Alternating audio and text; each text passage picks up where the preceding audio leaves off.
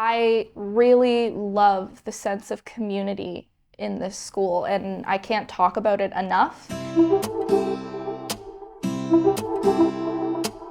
Coming into college for the first time, fresh out of high school, I was very nervous. Coming in and finding out that there was a space where Indigenous people and people who are just curious about the Indigenous culture could be and learn and do things like crafts and just talk and create that sense of community has been extremely helpful for me.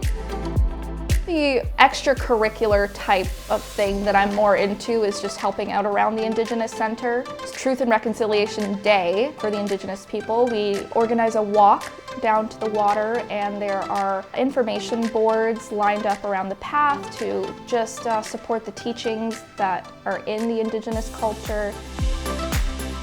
The program has actually far surpassed what I expected it would be.